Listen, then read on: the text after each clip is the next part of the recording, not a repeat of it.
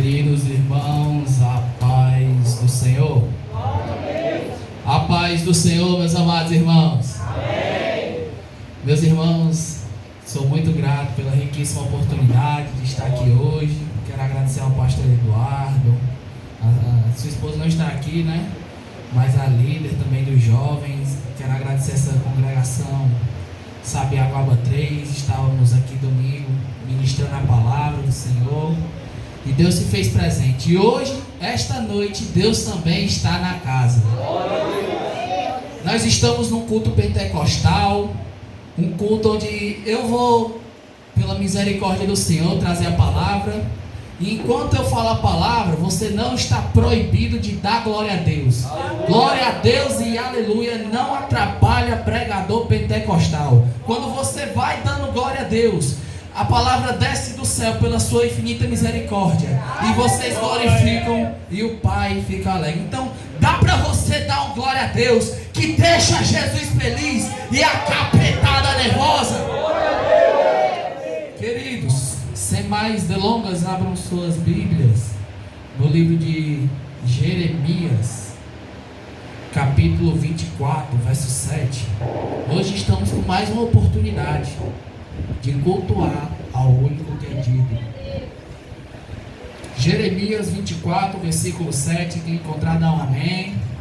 É uma oportunidade de estarmos aqui mais uma vez, adorando a Deus com toda a nossa força, com todo o nosso coração.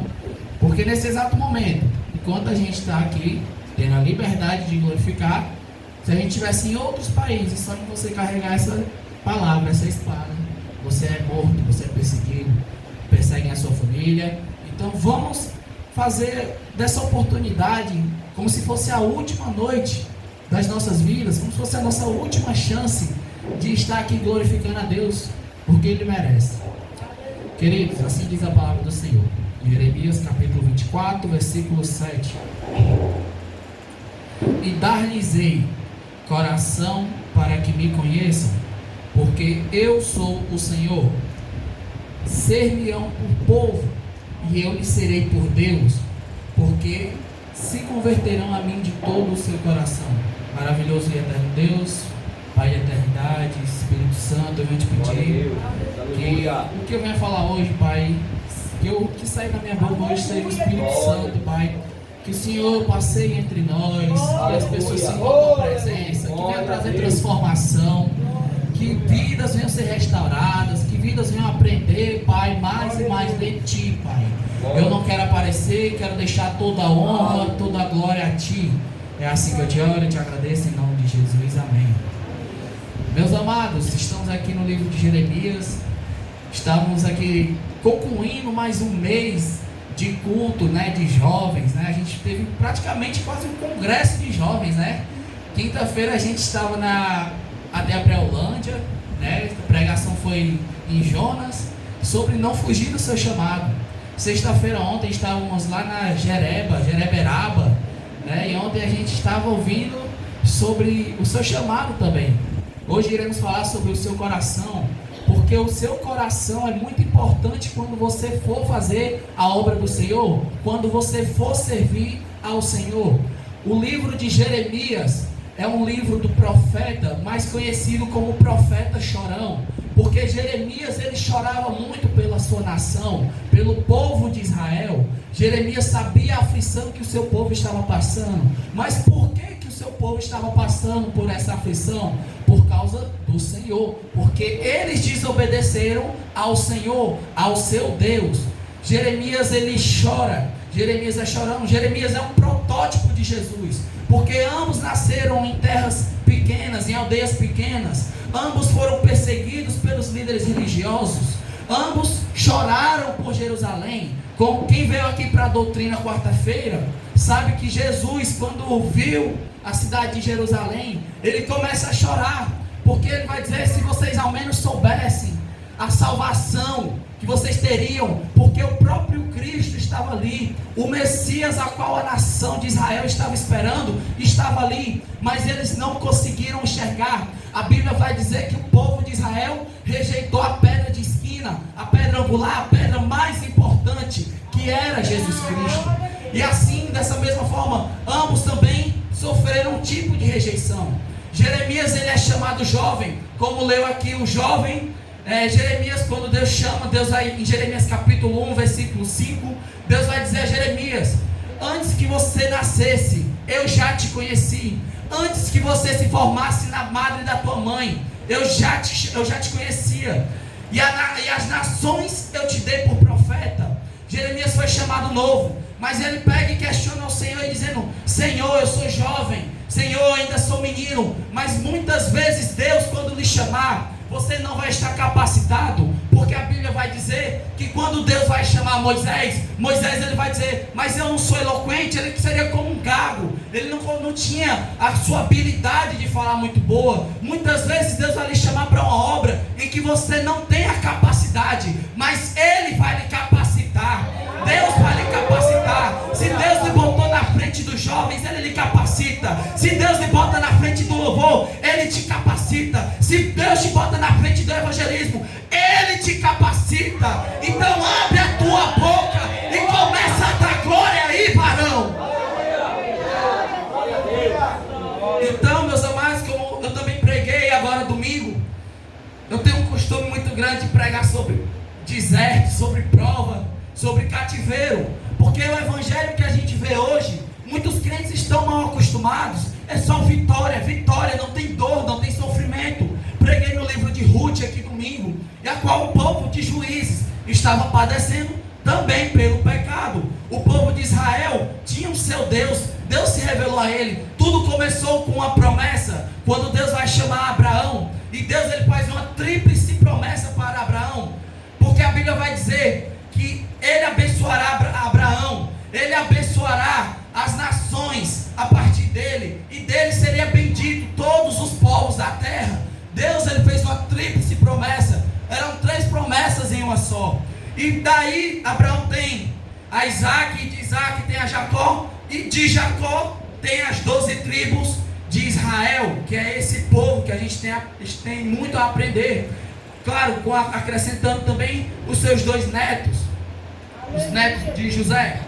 Então, meus amados, quando Deus vai chamar o homem, Ele deixa bem claro quais são os requisitos para que ele venha, o preço do discipulado. O pastor Ilquias, creio que os pastores das congregações falam isso: existe um preço para o discipulado. Então, o povo estava em desobediência, e Deus diz a Jeremias. Por isso que quando começa o livro, veio a palavra do Senhor a mim, porque era Deus que falava com o profeta. Muitas vezes, para Deus falar com o povo, Ele tinha que puxar a orelha de um profeta, Ele tinha que levantar um profeta para falar qual é o pecado daquela nação. E nesse contexto em específico, era o contexto de cativeiro da Babilônia. E a Bíblia vai dizer que Deus vai levantar uma nação que era fraca, mas Deus levanta essa nação como a vara da correção. Muitas vezes você está numa prova, você está numa batalha, você está passando por algo difícil, e às vezes você abre a sua boca para dizer: é o diabo, é o levante do inimigo. Mas não, é o próprio Deus chamando a tua atenção, mandando tu voltar, tu se arrepender, porque se tu continuar no pecado, é caminho de morte. Porque a Bíblia vai dizer no livro de Romanos capítulo 5, verso 8, que Deus prova o seu amor para conosco, em que Cristo morreu por nós, sendo nós ainda pecadores, sendo nós homens falhos, pecadores, miseráveis. Deus enviou o seu Filho Jesus para morrer no nosso lugar. Mas existe um preço do discipulado. Romanos 6,23 vai dizer que o salário do pecado é a morte. O salário do pecado é a morte, mas o dom gratuito de Deus é a vida eterna. Então aqui nesse momento era o cativeiro. Deus levanta a Babilônia. Povos tinham sido levados para a Babilônia, estavam sendo escravos. É um período tão sombrio para Israel, como outros, como que eu preguei domingo em Juízes, que a Bíblia vai dizer que mulheres virgens eram estupradas, que crianças eram mortas, que foi um período em que o pobre, a viúva, o estrangeiro foram oprimidos. Eles não tinham a liberdade de ascensão, eles não tinham a liberdade de crescer, e eles eram aflitos. E a Bíblia vai dizer que a maldade do povo subiu para Deus, e Deus, ele é justo, Jamais Deus vai ver você pecando e Ele vai ficar parado. E tome cuidado com as amizades que vê você pecando e fica de boca calada, fica dando tapinha nas suas costas, porque eu digo que não é de Deus. Um amigo vindo do Senhor vai te levar mais perto de Deus. Então Jeremias foi chamado para profetizar no período da Babilônia. E a Bíblia vai dizer que os sacerdotes estavam corrompidos, os profetas estavam corrompidos, eles eram como se fossem trabalhadores do rei. Eram pessoas que, entre aspas, eu posso dizer, que vinham para o culto, faziam o culto, mas o coração deles estava longe de Deus. Era você ter que imaginar qual era a intenção desse povo. Havia ladrões e salteadores. O povo estava fazendo o que era para o rei, o que o rei mandava, e não o que o Senhor mandava. E por conta disso, Deus levanta a nação como vara para corrigir. Porque a Bíblia vai dizer que Deus corrige a quem ama. E Ele açoita os seus filhos. Deus, Ele castiga porque Ele não quer ver você continuando no mal. Ele não quer ver você nessa vida de pecado, porque Ele sabe que se você continuar, você vai perecer. E aí acontece que são levadas pessoas cativas para Jerusalém. E esse povo havia se esquecido do Senhor. Você amar a Deus não é simplesmente algo que você faz porque o seu líder está dizendo. Amar a Deus não é algo que você faz porque os seus pais são crentes, porque é mandamento do Senhor. Em Deuteronômio 6,5, Deus ordena ao povo: amarás o Senhor teu Deus de todo o teu coração, de todo o teu entendimento, com toda a tua alma, com todas as tuas forças. Então você tem que amar a Deus com tudo o que você tem. Não é só de boca, não é só com dízimo, não é só de ações. Porque tem muita gente que anda como crente, mas não fala como crente. Tem gente que fala como crente, mas não anda como crente. E hoje Deus está te dando a oportunidade de tu se arrepender. Isso tudo é com base no seu coração. Porque quando a Bíblia vai dizer que converterá o coração desse povo, e ser-me-ão por povo, e dar-lhe esse coração para que me conheçam. Isso também naquela época, na época judaica, na época daquele povo, seria como se fosse um entendimento, seria como se fosse a consciência desse povo. Então, o culto, ele é para ser um culto racional. Você tem que saber o que você está fazendo aqui na casa do Senhor. Então, a Bíblia vai dizer: amarás o Senhor teu Deus com todas as tuas forças, com todo o teu entendimento. Então, imagine você amar a Deus com entendimento, você ficar pensando, meditando nas passagens, com todas as suas forças, eu digo mais na área física, você gastar as suas forças na obra, se gaste na obra do Senhor, faça a vontade do Senhor, seja um crente diferente, como a gente aprendeu no culto de ontem, de sexta-feira e de quinta. Então, a gente vê que para você ser cristão, é necessário uma renúncia. Você tem que abrir mão dos seus desejos carnais, dos seus desejos imorais. Porque, pastor Eduardo, a gente vê uma geração que quer aceitar Jesus, que quer vir para a igreja, mas quer continuar do mesmo jeito que estava no mundo. E Deus não quer isso. Deus te ama o suficiente para não querer você na mesma prática. Porque Ele sabe que se você continuar, você irá morrer. Então a gente tem que saber que é necessária a renúncia. 2 Coríntios, capítulo 5, verso 17. Aquele que está em Cristo, nova criatura é. E eu tenho que pregar esta noite. Eu estou sentindo de pregar essa noite. E eu vou falar o que Deus está me passando. Tem gente que veio do mundão com bebida e está querendo voltar. Tem gente que saiu do homossexualismo, mas não muda o jeito. Tem gente que saiu da droga, mas já está sentindo saudade do mundo. Jeová vai tratar contigo. O evangelho não mudou em 2000 anos e não é hoje que vai mudar. A palavra tem que ser pregada. Seja diferente. Porque tem gente que aqui na igreja é o saião até a canela, mas no mundo é com o short da Anitta. Tem varão que aqui é o santo do santo, mas na praia está com a sunga do Superman. Deus vai te pegar, varão. Se arrepende essa noite. Está pensando que o Senhor não está vendo as suas atitudes, as suas obras? Porque aqui na igreja é falando em línguas, falando em mistério, mas sai ali, entra numa roda, fala mal do irmão. Eu vou falar, Jesus. Então, quando você vem para a igreja, você está vindo adorar um Deus santo, um Deus puro, digno de honra, digno de glória, digno de louvor. O profeta Isaías, quando ele tem visão do trono do Senhor, antes disso, ele estava acusando o pecado das pessoas. Você é pecador, você faz isso, você faz isso. Mas quando ele tem um encontro com o Todo-Poderoso, varão, quando ele tem um encontro com o grandão da Galileia, ele fala: ai de mim, porque vou perecendo, porque eu tenho lábios impuros e habito no meio de um povo com lábios impuros. E aí vem o anjo com brasas do altar e toca a sua boca, e desde então ele é purificado. Muitas vezes, para Deus te purificar, é no fogo. Porque quando a gente vai ler Jeremias, ele vai ter uma visão do oleiro, que é o Senhor.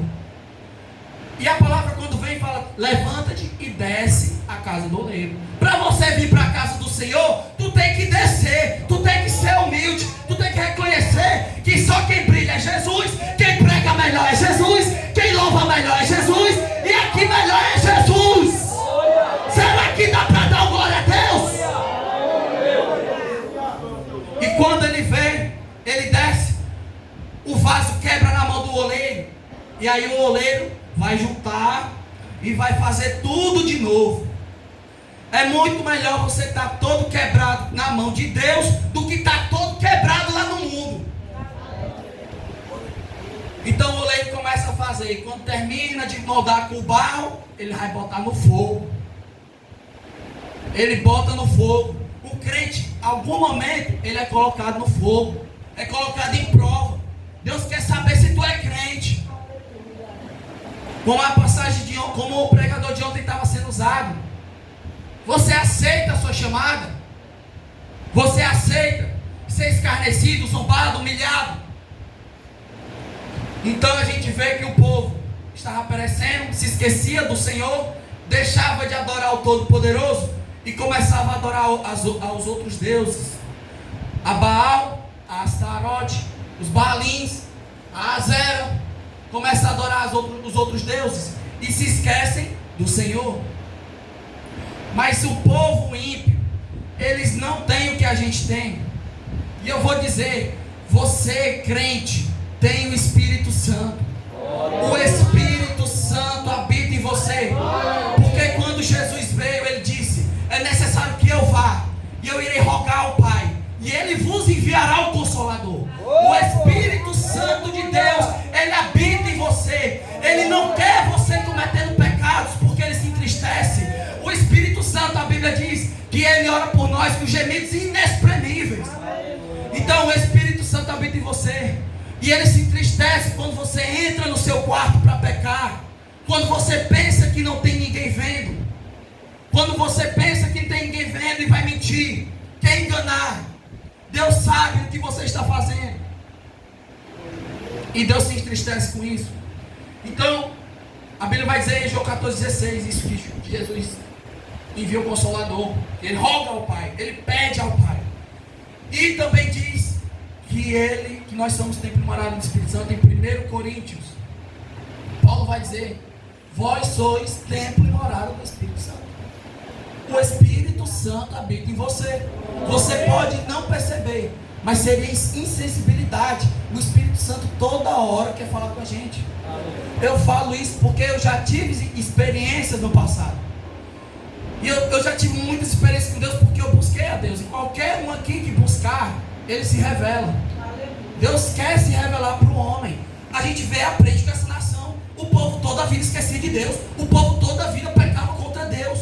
Mas mesmo assim, Deus ia lá. Porque aqui em Jeremias, ao mesmo tempo que Deus levantou a nação para castigar, ele diz: não, mas se vocês se arrependerem, se vocês voltarem, se vocês deixarem esses ídolos, se vocês jogarem esses ídolos fora, eu vos perdoarei, eu renovarei a nossa aliança. Deus quer renovar a aliança contigo. Deus, ele quer te abençoar.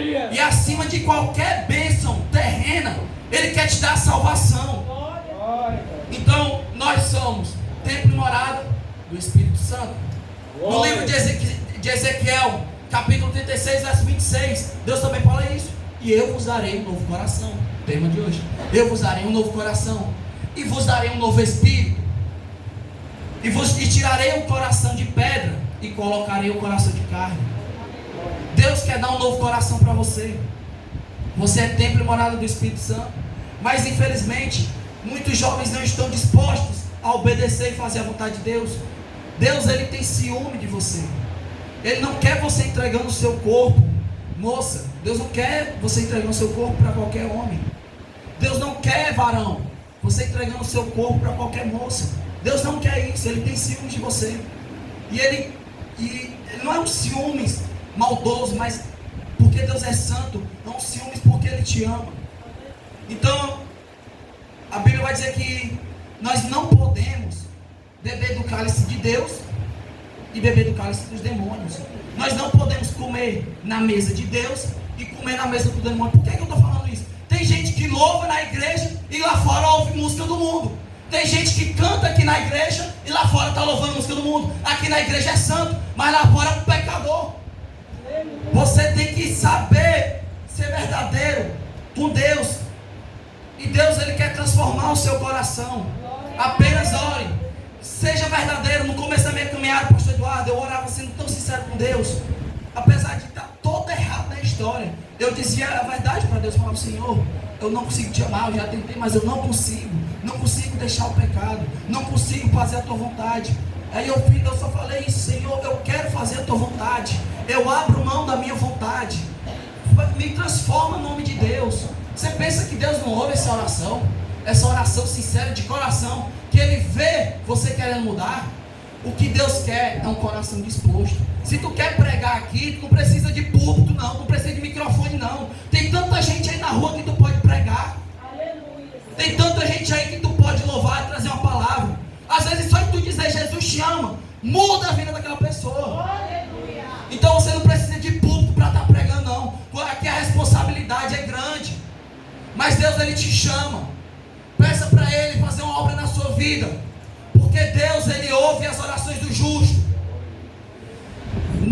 O Senhor não rejeita um coração puro. Salmo 51. E aí Davi, Salmo 51, versículo 10. Deus, Ele vê a pureza do coração do homem. Quem pecou mais do que Davi? Davi, a Bíblia vai dizer que ele era um homem sanguinário. Ele era um homem sanguinário. Caiu em adultério. Por conta disso teve grandes consequências. A espada não se apartou da casa dele. Mas a diferença de Davi para Saul: pecava, mas quando chegava de noite, o homem se ajoelhava. Ele orava tanto que ele disse que ele orando com o Senhor, ele dizia: a minha cama está toda molhada de lágrimas. Porque era arrependido. Tinha um coração que se arrependia.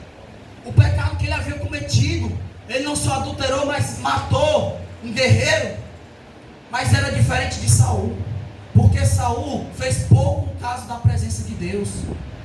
Saul, quando Deus havia dito para ele através do profeta Samuel que havia o rejeitado, ele pegou e falou assim: pois saia comigo na rua ainda, para mostrar que eu ainda sou homem de Deus. Saul, ele fez pouco no caso da presença de Deus. Mas Davi: Senhor, tira minha saúde, tira meu trono, tira minhas riquezas, tira tudo que eu tenho, só não tires de mim o teu Espírito Santo. Seja assim, varão. Deus tem uma obra na sua vida. A Bíblia vai dizer em Eclesiastes que tudo tem um propósito debaixo da terra, debaixo dos céus. Tem um propósito na terra. Deus tem um propósito na sua vida. E aí eu venho perguntar: como é que está o seu coração? Como é que está o seu coração? O que é que lhe trouxe aqui essa noite? Foi Deus? Ou você veio para ver alguma menina? Ou você veio para ver algum rapaz? Quero perguntar: onde é que está o seu coração? Porque em Mateus 6:21 a Bíblia diz que onde estiver o seu tesouro, ali também estará o seu coração. Onde é que está o teu coração? Você veio aqui por Deus mesmo? Você veio para louvar? Você veio para dar glória a Deus? Porque eu estou pregando aqui é para dar glória mesmo. Então Romanos capítulo 12, verso 12, Paulo vai dizer: rogo-vos, meus irmãos, pelas misericórdias do Senhor, que apresentei o vosso corpo como sacrifício santo e agradável a Deus. que é o vosso culto racional. E não vos conformeis com este mundo, mas transformai-vos no vosso entendimento. Então, o que Deus ele quer fazer? Ele quer transformar o teu entendimento. O evangelho muitas vezes é radical. Era o cara que roubava, se prostituía, fazia tudo de ruim, andando com a Bíblia no meio da rua, pregando, fazendo bombardeio no inferno, entrando no meio da favela, sem medo. O evangelho é diferente. Vocês não me reconheceriam antes de Deus me chamar. Vocês não me reconheceriam. E isso tudo, vocês nem imaginam de onde Deus me tirou. E isso tudo é obra de Deus. E eu toda a vida eu orava, Senhor, tenho tanta vontade de pregar, tenho tanta vontade de falar do teu amor, Pai. E Deus ouve a sua oração. Jovem, não fuja do seu chamado. E você pode estar falando, pregador, eu quero até parar de pecar, mas eu não consigo. Peça ajuda ao Espírito Santo.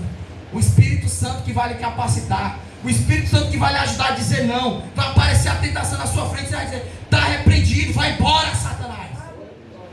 Sai dessa rodinha de jovem que só sabe fofocar, falar mal do seu amigo, do seu irmão. Se esforce, a Bíblia vai dizer em 1 Coríntios 10:13, que não veio sobre vós tentação, senão humana.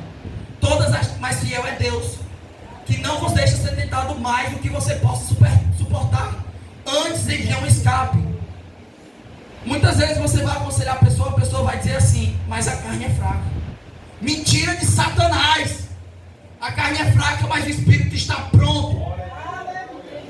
Vai reinar aquilo que você alimentar mais. Me diz aí quem é que passa o dia todo assistindo série, depois vai estar com vontade de orar, de ler a Bíblia. Não dá. Ou tu alimenta o Espírito, ou tu alimenta a carne. O reino das trevas está em todos os momentos querendo conseguir minar a tua mente. Todos os momentos há uma guerra espiritual. Se Deus abrisse os seus olhos espirituais, vocês iam ver uma guerra travada aqui sem trégua. Porque os dois te querem, tanto o do bem como do mal. Tanto Deus como o Satanás, ele quer a tua queda. E Deus ele quer te levantar, ele quer te erguer. Então se você soubesse a guerra espiritual que tem até para fazer um culto desse, se você soubesse o que acontece, o que o pastor Eduardo enfrenta, o que os líderes de jovens enfrentam para poder fazer um culto, o quanto que eles entram na brecha em oração pela vida de vocês. Vocês muitas vezes estão na escola, na faculdade, e eles estão de joelho. Senhor, dá livramento. Senhor, livra de todo mal, de toda tentação contra a vida deles. Então tem uma grande responsabilidade. Falando sobre coração, eu quero falar de um homem, que é Judas, o traidor. Essa é a prova perfeita que Deus dá oportunidade para todos. Deus, ele dá oportunidade para todos. Judas teve a oportunidade. Ele foi chamado por Deus. Judas teve a oportunidade. Só que a Bíblia vai dizer que Satanás entrou no seu coração. Satanás entrou no coração de Judas. Por quê? Porque ele não vigiou, porque ele deu brecha para que isso acontecesse. E aí a Bíblia vai dizer, em certo momento, quando Jesus vai ser ungido, em João 12, Jesus vai ser ungido. Maria pega, derrama o guento aos pés de Jesus. Jesus está sendo ungido. E aí a Bíblia vai dizer que Judas chega. Seria melhor que você vendesse isso aí e desse para os pobres. Mas a Bíblia vai dizer que aquilo que ele estava fazendo não era porque ele cuidava dos pobres, mas era porque ele era ladrão e na bolsa dele ele roubava aquilo das ofertas. Então a intenção de Judas atrapalhava até algo que fosse de boa intenção. É algo bom você ajudar os pobres, é ou não é? É bom você ajudar os pobres, mas aquilo que ele estava fazendo era com o coração em outro lugar. Então se você está dando oferta para alguém ver, se você está louvando para alguém ver, se você está pregando, qualquer coisa que você esteja fazendo para alguém ver e não para Deus, Deus não está recebendo isso. A Bíblia diz que o galardão que você recebe já é esse. Está querendo palmas? Pois é só isso que tu vai receber. Não vai receber galardão no céu não. E Deus promete o galardão a todos que o servem. A Bíblia vai dizer que Deus não é justo para se esquecer das suas boas obras. Então aquilo que você está fazendo de bom, se ninguém está olhando, Deus está vendo. Não precisa postar no Instagram não. E hoje essa noite Você vai sair daqui transformado. Quando você fizer algo, eu vou fazer porque Deus está vendo o que eu estou fazendo. Eu vou fazer de bom coração. Ah, mas me tratou mal. Ah, não soube nem pedir direito. Faça do mesmo jeito. Você tem a sua parte com Deus. Você tem que a sua obrigação. Deixe que a pessoa lá se acerte com Deus. Então muitas vezes Deus vai até lhe provar pedindo algo que você não é nem capaz de fazer. Um exemplo perfeito é Abraão. Quando Abraão era velho com a sua esposa, e Deus promete a ele o filho da promessa, porque dele seria bendita todas as nações. Quando Abraão tem um filho, Deus vai pedir o que a ele? Oferece o teu filho para mim. E aí, você faria o que nesse caso? Será que você iria obedecer? Que a Bíblia diz que de madrugada Abraão se levantou. Isso é um exemplo de fé. Isso é um exemplo de obediência. Seja obediente. Deus vai dizer: eu quero obediência, eu não quero sacrifício. Ele quer, muitas vezes o cara passa o dia orando, passa o dia lendo a Bíblia, jejuando, mas quando chega a tentação, peca. Deus, ele quer ver a tua atitude. Porque tem muitas vezes que a pessoa não faz nem metade do tanto que você ora, do tanto que você lê a Bíblia. Mas quando está lá na roda de fofoca, ele diz: ei, vamos parar esse assunto. Eu sou um exemplo de quando meus amigos começam a falar esse tipo de coisa, eu digo: ó, pode parar aqui agora. Ao invés de alguma irmã ir para a tua casa para fofocar, vai varrer a casa, vai limpar a casa, mas muito melhor do que se você fofocar. Deus, ele quer ver a sua atitude. Ele está ali esperando. Peraí, eu vou ver se ele vai pecar. Às vezes Deus bota ele na prova para ver. Porque a Bíblia vai dizer que quando Nabucodonosor levou o povo cativo, a segunda leve para Jerusalém, e entre esses povos estava Daniel e os seus 3 amigos, estava Daniel. A Bíblia vai dizer, Daniel capítulo 1 versículo 8: e Daniel propôs em seu coração não se corromper com as iguarias do rei e não beber do vinho que o rei bebia. O cara estava em outra nação, língua diferente, povo diferente, um Deus diferente, um rei diferente, mas ele: não, eu vou obedecer a Deus. Está todo mundo esculhambado, mas eu vou obedecer. Está todo mundo indo para o caminho errado, mas eu vou para o caminho certo. Não vá com a multidão, não. Seja igual Daniel, porque foi ele que propôs no seu coração. E no mesmo capítulo vai dizer que Deus deu sabedoria, a qual o rei perguntava para ele as coisas. O rei perguntava para ele as coisas, e o rei achou ele mais inteligente do que todos os outros homens. Por isso que Daniel foi colocado num posto para governar a nação, mesmo sendo de outra nação. É Deus dizendo assim: levantar, eu levanto quem eu quiser, onde eu quiser, basta me obedecer. Deus pode te levantar, não importa onde é que tu mora, não. Então, quando Daniel faz isso, com certeza Deus vê isso, a ponto de que Daniel foi jogado na cova de leões. Os leões tudinho de boca fechada, nenhum atacou a Daniel.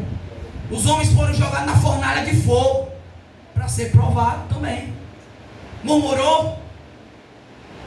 Eu quero saber porque tem muito crente que quer sair por causa de uma fofoca. Não, o irmão falou de mim, vou sair da igreja. Crie vergonha na sua cara. Vira crente. Jesus não foi por ti até o final. Os apóstolos, tudinho, nenhum negou a Cristo. Você tem ideia do que é de 12 apóstolos, só um não ter sido martirizado? Foi João. O que foi que esses homens viram a ponto de: peraí, ou tu nega Cristo ou tu morre. Não, eu não vou negar Cristo. Eu irei para o céu, porque Ele me prometeu a coroa. E Deus, Ele quer ver o seu posicionamento. Sabe quando perguntam se você é crente, você fica com medo de dizer que é? Quando perguntam se você é crente na escola, como é que você reage? Você diz: eu sou crente? Ou você faz que nem Judas, trai a Jesus Cristo? Não, sou crente não. Deus vê esse tipo de atitude. Mas a Bíblia vai dizer que, como foi pregado ontem, por causa de mim vocês serão perseguidos, assim como me odiarão a vocês. Nós seremos perseguidos, mas devemos permanecer firmes, com o nosso coração em Cristo. O nosso coração tem que ser transformado pelo Evangelho, porque Deus, o que Ele mais quer desde o começo da humanidade é se relacionar relacionar com o homem. Mas só que o homem foge de Deus, o pecado cega o homem. E aí, no decorrer desse versículo, e dar-lhe-eis coração, para que me conheçam, porque eu sou o Senhor, e ser-me-ão por povo, e eu lhes serei por Deus. Essa promessa, Deus garante para você ser povo de Deus. Basta você crer nele, basta você entregar o seu coração nas mãos dele, porque o que Deus quer é isso. Deus quer ver um coração disposto, Deus quer ver você indo atrás de algo para agradar a Deus. Desde o começo da minha caminhada, eu estou dando um exemplo aqui com meus irmãos, é algo até pessoal meu. Algo pessoal meu, Deus pode exigir outra coisa para você. Mas eu perguntava, Deus, o Senhor quer que eu ande com cordãozinho? O Senhor quer que eu ande com pulseirinha? Coisa simples, filha. É simples, é pergunta simples. Mas eu orava perguntando isso para Deus. Conheço irmão que pergunta até qual shampoo é para usar. Tem irmão que vai mais longe nessas coisas. Mas às vezes Deus vai exigir algo só para você. No meu caso pessoal, a resposta dá para ver que eu não uso. Isso é algo pessoal, é uma experiência pessoal minha. Não estou impondo sobre a igreja. Então, se interesse em saber o que Deus quer. Esteja interessado em fazer a vontade de Deus. Esteja interessado em obedecer a Deus. Porque às vezes Deus lhe honra até onde ninguém espera. Você está passando, o povo, olha, ali vai o nome de Deus. Antigamente dava para reconhecer alguém só pelo andar que era crente. Hoje mesmo eu estava comprando, fazendo compras, porque eu fui para o Elo, lá da igreja, da base dos jovens. E aí o cara estava comprando um fardo de cerveja, pastor Eduardo. O cara estava comprando do meu lado. E aí ele chegou e falou assim, e aí, vamos tomar uma não? Eu falei, meu amigo, eu sou crente. Ele falou, eu sei que tu é crente. Eu não falei nada, nem conheço aquele cara. E ele falou, eu sei que tu é crente. Ele viu algo em mim. E assim como viram algo diferente em mim, eles podem ver diferente em você. Deus vê o seu esforço. Deus vê as tuas orações, as tuas súplicas. Então Ele quer um povo com o coração voltado, e se arrependerão, e se converterão a mim de todo o seu coração. Deus, Ele não quer 99%. Porque tem crente que é Raimundo, pé na igreja, pé no mundo. Deus não quer 99%. Ou é tudo ou é nada. Eu posso dar um exemplo aqui. Se eu tenho aqui um copo de água, não está cheio, mas bora supor que isso aqui é o que eu tenho a oferecer para vocês. Se eu pegasse uma gotinha de lama ali fora, derramasse aqui, alguém ia querer beber? Aí você acha que Deus vai querer as coisas pela metade? Você acha que Deus vai querer 99% da tua adoração? Ele quer tudo ou nada. Ou Ele quer teu coração inteiro, ou Ele não quer. Mas Ele vê o seu esforço. Ele vê a dificuldade que você passa, as batalhas que você passa. E por mais que você esteja pensando que todas as portas se fecharam e que tudo está dando errado, dá para você ser crente em meio a um globo em que as pessoas todas estão corrompidas. Jovens, as escolas, as faculdades estão corrompidas. Mas vocês, é nesse lugar que brilhará a luz de vocês. Mas é nesse local que Deus quer te levantar. É na escola. Leva a tua Bíblia para a escola. Chama alguém para ler. Chame um amigo que é crente também. Se acompanhe de pessoas crentes. Porque é difícil você estar ali toda hora ensinando para a pessoa. Alguma hora você precisa de uma ajuda, você precisa de uma mão. Então Mateus 15, 19, o próprio Cristo vai dizer o seguinte: porque do coração procedem os maus pensamentos, mortes, adultérios, fornicações, furtos, falsos testemunhos e blasfêmia. Porque é no coração no sentido de entendimento. Então, desde que o homem caiu, a natureza corrompida está em você. E aí o nosso coração, a Bíblia vai dizer que é o mais corrupto, enganoso é o nosso coração. Não confie no seu coração. Não confie no que o seu coração pede para você fazer. Tem uma frase maligna, que é: se te faz feliz, faça. Mas não é assim. É: se faz Deus feliz, faça. Então, todos esses desejos, às vezes você nem quer pecar, mas você está ali com a vontade. Isso às vezes vem da sua natureza caída, vem do seu coração. Por isso que em Provérbios, capítulo 4, verso 23, vai dizer sobre tudo o que se deve guardar. Tudo. Guarde o seu coração. Guarde o seu coração no Senhor. Jovem, a Bíblia vai dizer que os que esperam no Senhor, novas forças obterão. Como águias voarão, correrão sem se cansar. Espere no Senhor. Eu sei que muitas vezes a gente tem uma carência. Nós jovens às vezes temos uma carência e que pode ser preenchida por Deus. Mas não vá procurar preencher isso no mundo. O mundo ele tem um prazer temporário, mas que leva para o caminho de morte. Então quando Deus diz sobre ser seu povo, Ele diz para aqueles que o reconhecem como Deus e para aqueles que querem obedecer. O tipo de amor de Cristo é um amor sacrificial. Como assim? O que foi que Cristo fez por você? Ele abriu mão de sua glória por você. Então o amor de Cristo é sacrificial, é você às vezes sacrificar o que você tem. Porque Deus deu tudo que Ele tinha, o Filho dele. O seu único Filho deu para você. Porque Deus amou o mundo de tal maneira que enviou o seu único Filho, para que todo aquele que nele crê não pereça, mas tenha vida eterna. Ele deu o único Filho. Ele deu o melhor que Ele tinha. Tinha anjos, tinha querubins, tinha os anciãos, mas Ele não, eu vou dar o meu Filho. Jesus desceu como um cordeiro. Como um cordeiro Ele foi enviado, mas Ele ressuscitou ao terceiro dia. E hoje Ele é o leão da tribo de Judá, e Ele voltará para julgar as nações.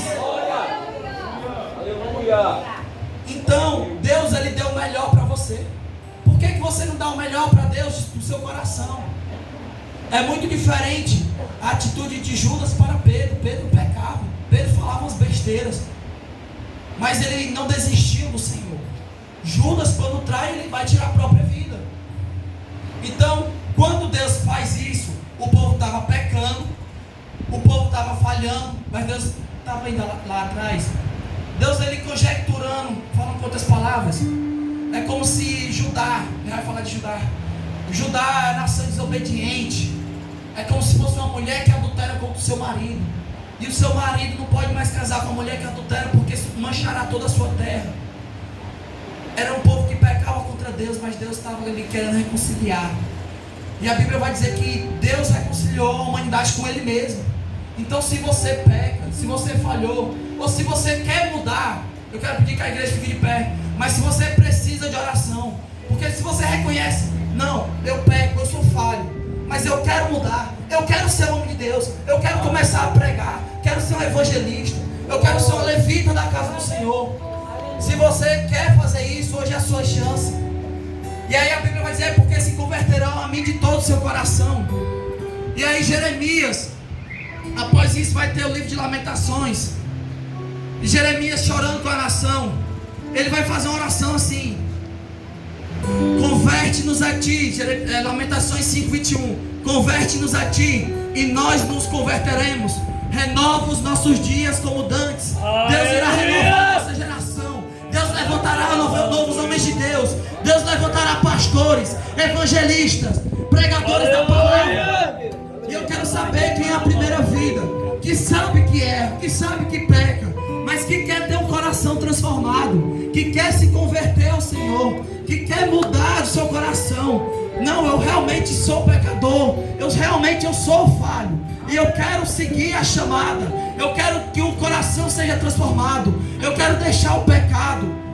Eu quero deixar, mas eu não consigo. Vem aqui à frente, a gente faz uma oração. Não é vergonha, não é vergonha você vir aqui à frente. Vergonha é Cristo voltar e tu ficar. Vergonha é naquele dia você chegar na igreja, não ter nenhum dos irmãos, não ter o pastor, não ter os músicos, e você ter ficado. Vergonha é isso.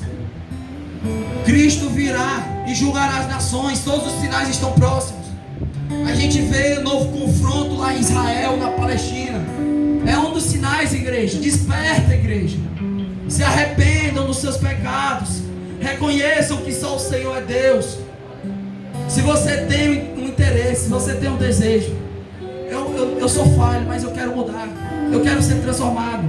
Eu quero ter um coração transformado. Eu quero ter um coração de servo de Deus. Vem aqui à frente. Se você quer ser diferente, venha, jovem. Deus, Ele vê o teu esforço, Ele vê a tua fé. Se você acreditar Deus faz a obra, porque um dia, pastor Eduardo, eu estava vindo aqui à frente. Um dia eu estava vindo aqui chorando, me humilhando, dizendo para Deus que eu não era nada. Um dia, pastor, eu estava me reconciliando com Deus. Um dia eu estava reconhecendo o meu pecado, a minha falha, a minha natureza. Um dia eu fiz isso. E olha onde eu estou hoje.